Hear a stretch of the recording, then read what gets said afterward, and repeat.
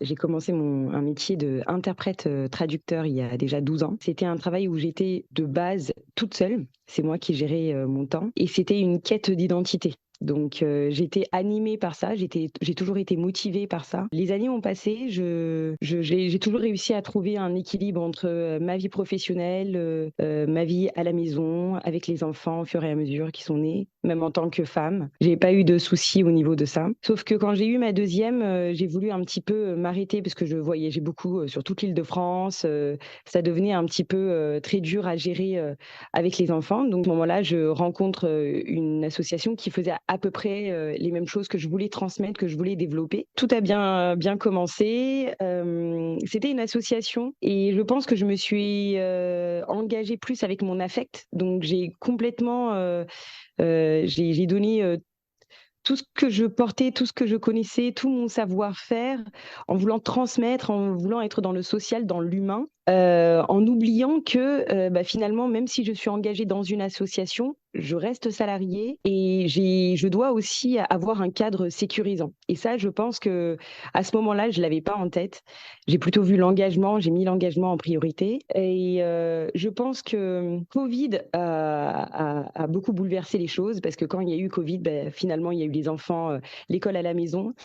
Les priorités, enfin tous les mondes, tous les sphères avec lesquelles je jonglais ont commencé à se mélanger. Et après la reprise, après le confinement, je pense qu'en fait, tout ce cadre-là qui aurait dû être mis en place n'ont pas été mis en place.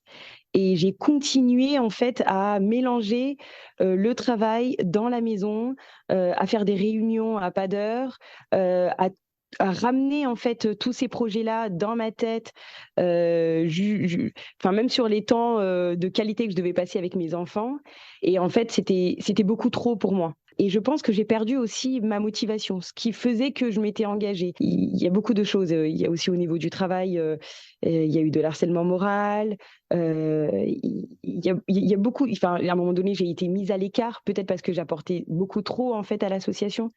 Peut-être que comme j'ai toujours été auto-entrepreneur et indépendante, je pense que j'ai pris peut-être une place qu'il fallait pas prendre au sein d'une association. Peut-être que c'était pas non plus ma place. En tout cas, aujourd'hui, c'est ce que je me rends compte, que le salariat, c'était pas pour moi, que je pense que j'aime bien gérer les choses et donc ça m'a appris aussi que j'étais pas à la bonne place et ça, je pense que ça m'a rapporté de la frustration et en fait, j'étais toujours en train de me culpabiliser en disant c'est moi qui suis pas à la hauteur, c'est moi qui suis pas à la hauteur.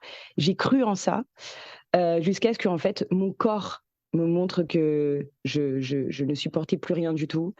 J'étais très très fatiguée, j'avais plus envie de me réveiller le matin, j'avais aucune motivation pour aller au travail. J'allais au travail, mais j'étais complètement perdue. Il y avait aucune. C'était comme si en fait on m'avait tellement vidé tellement puisée de ce que je pouvais apporter que finalement j'ai complètement été épuisée et moi mon outil de travail, c'est, mon cerveau en fait, c'est ma manière de penser, la stratégie, comment faire avancer les choses dans la société et en fait, je me suis rendu compte que même mon cerveau ne fonctionnait pas correctement. Il y a des phrases que je comprenais plus, je n'arrivais pas à faire des phrases, correctement, à partir de 14h-15h, je ressentais mais réellement des douleurs au niveau, musculaire, du dos, et je me suis dit: «Mais qu'est-ce qui se passe?» Enfin, j'arrivais même plus à porter un sac, je venais à la maison, j'étais complètement fatiguée, plus présente pour mes enfants. Donc ça a été, très, très compliqué et en novembre dernier, je n'arrivais même plus à me lever d'une chaise. Je marchais complètement courbée et là, je me suis dit: «Il se passe quelque chose». À la maison, mon mari l'a compris ça. Il m'a dit, «Il y a un problème, tu donnes trop de place au travail, tu es en train d'oublier complètement, toi, ta santé, la famille, les enfants. Il faut vraiment que tu fasses quelque chose». Mais pour moi, c'était de l'ordre de la critique, donc j'arrivais pas à l'accepter et j'avais besoin d'un avis professionnel pour me dire: «Oui, il y a réellement un problème». Et donc je suis partie voir mon médecin traitant qui me connaît, depuis plusieurs années. Je suis partie le voir et c'est là où, je pense pour la première fois de ma vie, j'en ai parlé. J'ai mis des mots dessus. Il m'a posé pas mal de questions et il m'a dit: «Oui, tu es en pleine dépression, tu es en train de faire un épuisement professionnel» et ça a été, très, très dur. Ça je pense que c'est la première fois que j'ai autant, j'ai reconnu réellement mon état de santé et je me suis dit: «Mais en fait, J'ai jamais pris en compte ma santé mentale. C'est la première fois de ma vie que je me confrontais à ça parce que je suis jamais tombée malade physiquement ou autre. Je me suis jamais arrêtée de ma vie, même pour les grossesses, c'était vraiment le minimum de temps qu'il fallait que je m'arrête. Et là, en fait, c'est la première fois que j'ai pris conscience que j'avais une santé mentale. Et de l'entendre de la voix d'un professionnel, c'était important pour moi. Et j'ai toujours été à l'écoute de mon corps. Donc il m'a dit: «Tu as bien fait, tu es venue à un moment très important». C'est-à-dire que si tu avais continué comme ça, bah, on n'aurait pas pu, te rattraper et tu aurais peut-être été, directement à l'hôpital. Mais là, tu es vraiment venue à un moment, hem enfin, heureusement que tu as appris à t'écouter. Tu es vraiment venu au bon moment. Il m'a fait comprendre avec tout ce que je lui ai expliqué que c'était dû au travail. Moi, au départ, j'ai eu du mal à accepter que c'était à cause du travail. Je pensais que c'était juste que j'étais arrivée au bout d'un cycle et que c'était juste dur pour moi d'avoir enchaîné, mariage, enfant, vie d'entrepreneur, gérer une maison, gérer le travail. Je pensais que c'était vraiment, moi qui étais fatiguée, donc j'ai pris un temps bah, finalement pour me retrouver, moi, à l'intérieur de moi-même, qui j'étais et finalement, bah, du coup, je suis repartie au travail en me disant: «Bah, c'est bon, je pense que je suis prête» au bout de 2 mois. Heu et en fait, au final, avec les mois qui sont passés, bah, tout ce que j'ai dit, c'est-à-dire qu'il y a eu réellement un harcèlement moral, qu'on m'a réellement exclue, de quelque chose, bah, je l'ai appris ensuite, quand j'ai gagné à nouveau le poste, que j'étais pas toute seule, que finalement ce contexte de bien-être au travail, bah, n'y était réellement pas que pour moi, mais il n'y était pour personne finalement. Et donc, bah, finalement, j'ai décidé de dénoncer ça. Bah, ça arrive, mais pas que pour moi. Il y en a d'autres qui en souffrent et personne n'en parle.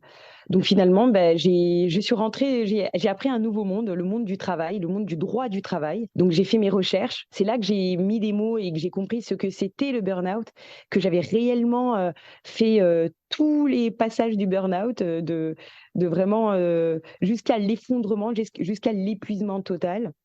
Donc j'ai saisi l'inspection du travail, la médecine du travail, toutes ces choses-là que je ne connaissais pas. Ce sont des mondes que je ne connaissais pas et en fait, c'est là où je me suis rendu compte que l'ignorance tue, en fait.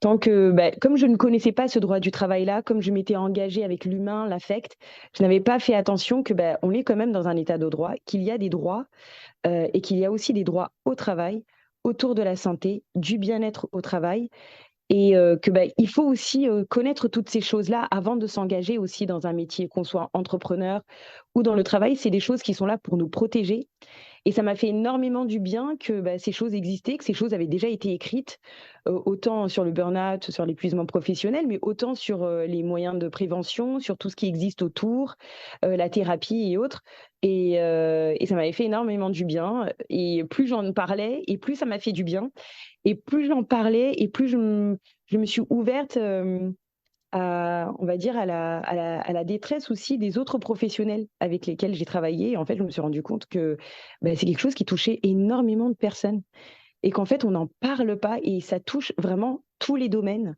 Dire: «D'accord, peut-être que notre corps, il nous a montré, la limite de notre corps, la limite de ce qu'on pouvait supporter, mais en même temps, ça m'a permis de rebondir, de comprendre mes limites, de comprendre qui j'étais aussi, ce que je voulais, ce que je voulais pas, ce qui m'animait, ce qui m'animait pas.